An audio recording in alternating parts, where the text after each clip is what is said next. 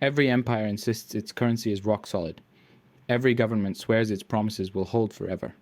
And without fail, history proves otherwise. From Rome to France, from the Confederacy to modern Lebanon, people have opened their eyes to find their savings wiped out, their salaries worthless, and their sense of security shattered by systems they believed were unbreakable. Collapse isn't unusual. It's the pattern. The real question isn't if financial systems fall apart, but how you protect yourself when they inevitably do. The biggest financial mistake anyone can make is assuming the system is permanent. We look at our bank accounts and national currencies as if they're carved in stone, but money isn't stone. It's trust. And trust can disappear in a single night.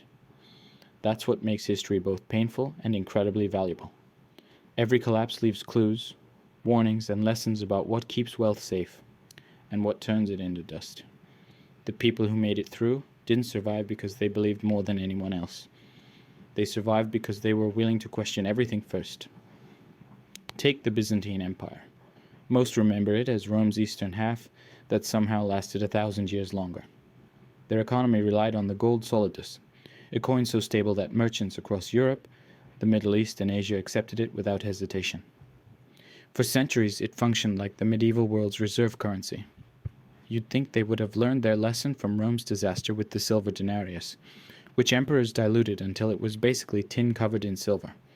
But no, hundreds of years later, the Byzantines made the same mistake in gold. They thinned the purity, cut corners, and weakened the coin. At first, no one noticed. Then trust broke. The coin that once anchored trade became a political illusion. With debasement came doubt, and with doubt came economic decay. So what held its value? Not government promises, not imperial pride.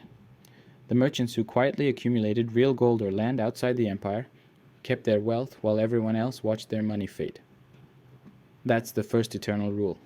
Governments will eventually weaken their currency, and when they do, real value escapes into assets they cannot dilute. But collapse isn't always slow or intentional.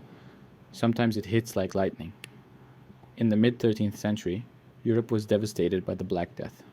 Nearly half the population died. Cities emptied, villages disappeared, and trade routes broke down.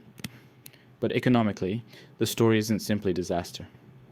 When workers vanished, labor became valuable. Survivors could demand higher pay. Food and land became plentiful compared to people. Those with silver, goods, or simply the ability to work suddenly had opportunities that were impossible before land, that once cost a fortune could be bought for almost nothing. Sound familiar? It should. During COVID, we saw the same pattern. Supply chains shattered, governments printed unimaginable amounts of money, and inequality exploded. People with liquidity bought homes, stocks, and businesses, while millions struggled to cover basic bills. Pandemics always redistribute wealth, brutally and rapidly. While pandemics flip economies overnight, the collapse of banking and Renaissance. Florence shows another old truth. Institutions that look untouchable can collapse instantly. Florence was Europe's financial powerhouse. Families like the Bardi and Peruzzi had lent enormous sums to kings, most disastrously to England's Edward III. When he defaulted, the banks fell apart. Depositors were wiped out, trade froze, and everyday citizens discovered that a bank's size and reputation don't equal safety. This is a theme that repeats endlessly, from Florence's collapse to Lehman Brothers in 2008, to Lebanon's frozen bank accounts in 2019. Too big to fail has always been a myth. In the American Civil War, the Union and Confederacy both printed money to fund the war. The North's greenbacks started as a patriotic experiment, but inflated quickly. The South's graybacks were even worse. By the end of the war, prices rose thousands of percent. Soldiers were paid with money that couldn't buy a loaf of bread. Savings evaporated.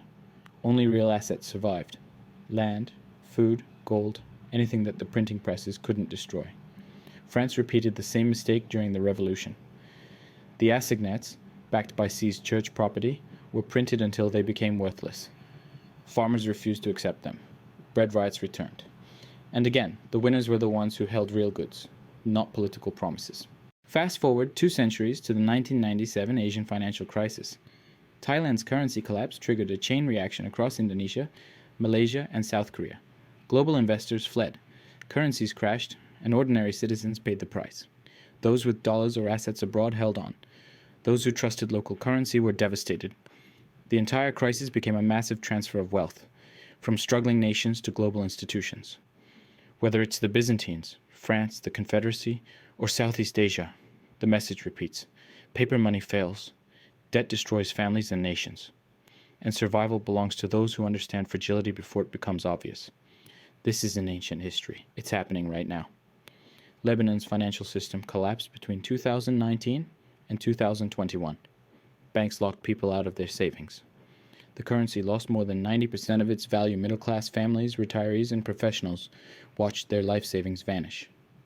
Those who had diversified, held real assets, or kept money outside the system survived best. Americans saw similar warnings in 2008, again during COVID, and again in 2023, when regional banks collapsed almost overnight. Safety is an illusion until it isn't. So how do you stay protected? History shows there's no single answer, but the themes are clear. In Byzantium, it was gold. After the Black Death, it was liquidity. In Florence, it was skepticism. In the Civil War, it was hard goods. In France, it was property and food. In Asia, it was avoiding debt in foreign currency. In Lebanon, it was getting out before the banks froze. The tools change, but the principle is identical. Survive by owning what can't be printed away. And here's the paradox. Collapse is both destruction and opportunity. For the unprepared, it's ruin. For the ready, it's a doorway to generational wealth.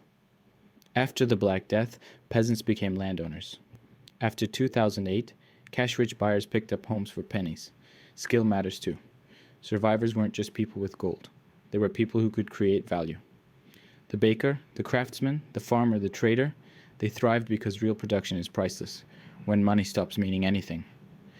In every crisis, wealth moves, from the many who trusted to the few who prepared, from paper promises to tangible value, from passive savers to active builders. The question isn't if systems fall apart. They always do. The question is whether you'll be left holding promises or holding something real. If this shifted your perspective, hit subscribe. History has the answers. I'll show you where to look.